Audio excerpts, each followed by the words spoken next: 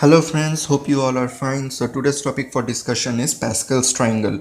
So let's continue to the video without wasting much time. So as you can see, we will be dealing with four sections, that is the introduction, flowchart, program of Pascal's triangle, and the last, that is the conclusion, where we will be summing up all the things that we will be doing. So in introduction, I will be briefing you about the Pascal's triangle. In flowchart portion, I will be giving you the logical diagram of the Pascal's triangle which is required to write the program, and I will also be providing you with the dry run portion which I have done by following the flowchart, and I will explain you the program of the Pascal's triangle. For the program of Pascal's triangle, I have used Java as my programming language. You can use any other programming language of your choice. So let's continue.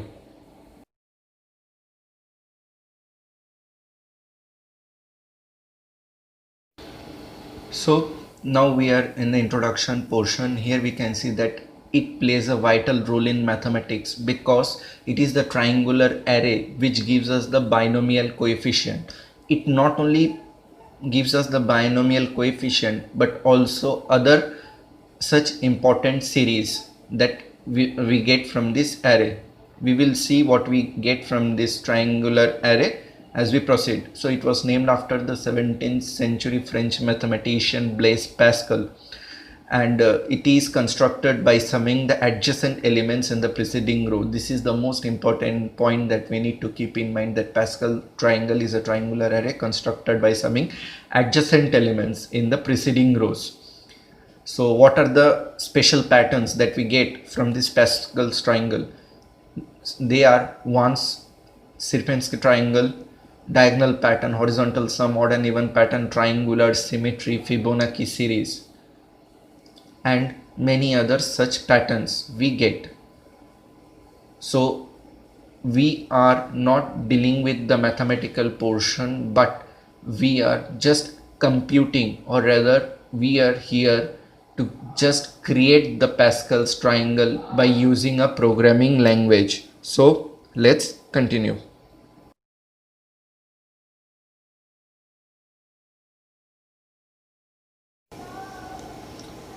So here finally we have reached the flowchart portion. So as you can see, this is the logical diagram for the Pascal's triangle.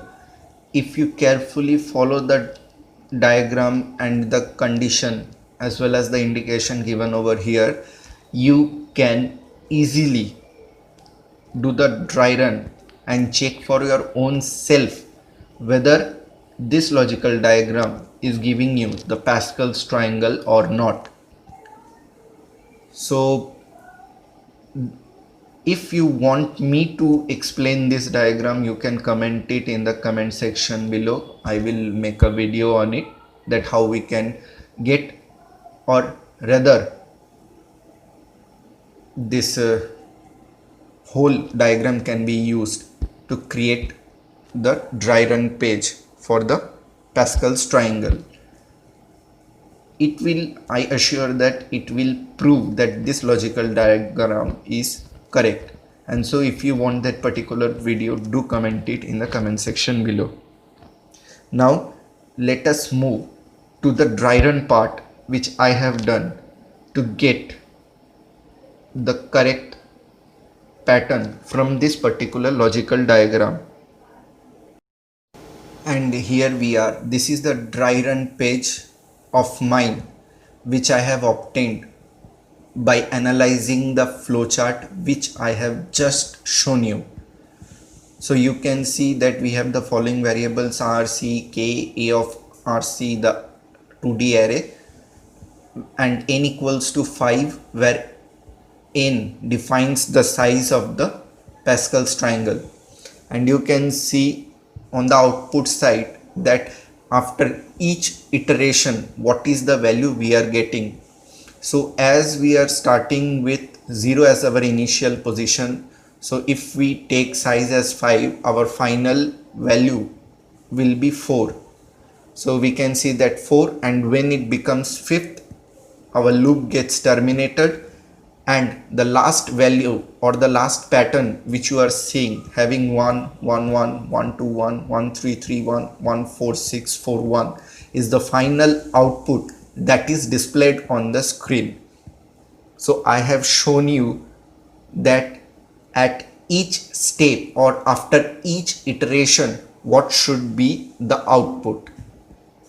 So if you carefully do the dry run of the flowchart which I have shown or given to you, you will get the same thing.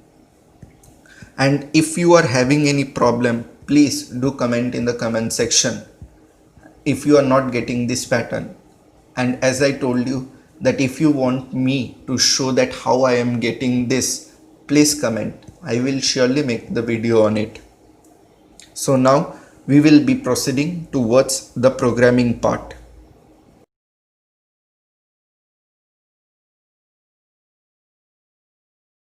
So here we are in the programming section. As you can see, I have used Notepad editor, Notepad++ editor. You can use any editor of your choice you are comfortable with, and I have used Java as my programming language. You can use any programming language of your choice. So you can see I have declared the Pascal triangle class, then the main method. I have also mentioned, that is described, that what variable is defining what value and what is the function of that variable and what is the type of that data type of that particular variable. You can see in the comment, that is multiple comment section, I have provided each and everything. I have initialized the values. I have used a dynamic array by declaring it with n size, but the value of n already I have mentioned 5. You can change it and you can make it a dynamic input, so that at every time you run the program you get a different pattern, but which will give you the pattern of a Pascal's triangle only. So R is the outer loop, K is used for printing the space or rather the dash, and C is used to generate the loop. You can see within the C loop there are two if conditions. These conditions, first if condition is used to print the first one and the last one, and the second condition is used to do the summing of the adjacent rows, that is the summing of the adjacent values of the preceding row. As I have told you in the beginning that Pascal triangle is an array constructed by summing the adjacent values of the preceding row. I have mentioned that this is the most important point. So the second if condition displays that portion. Then as usual we are printing that value, and after that we are going to the next line.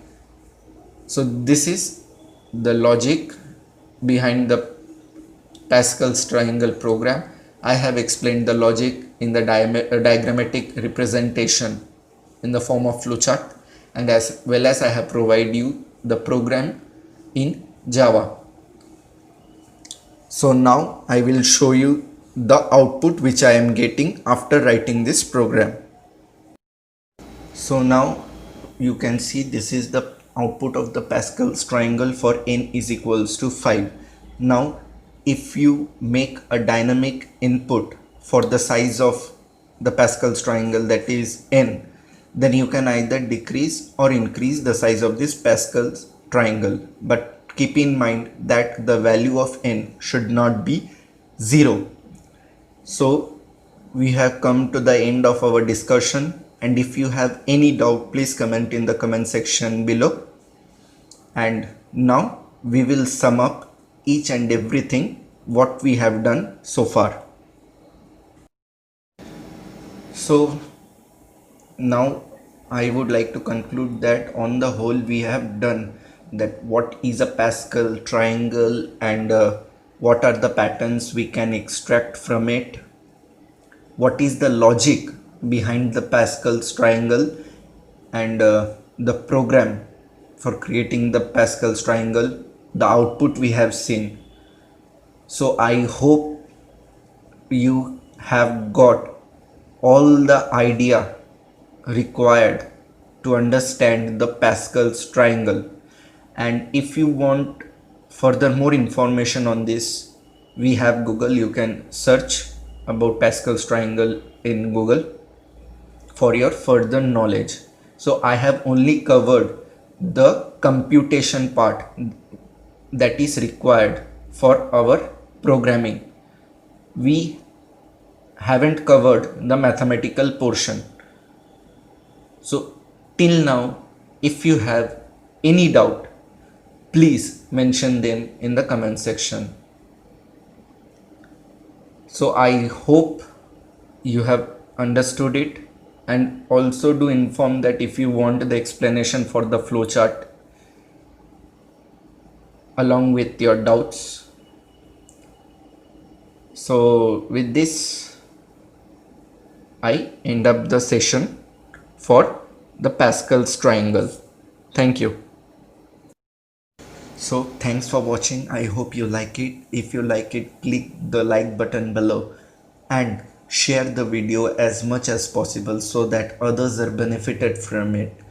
And last but not the least, don't forget to subscribe my channel by clicking the red button below and press the bell icon so that you will be notified as soon as I upload a new video. Thank you.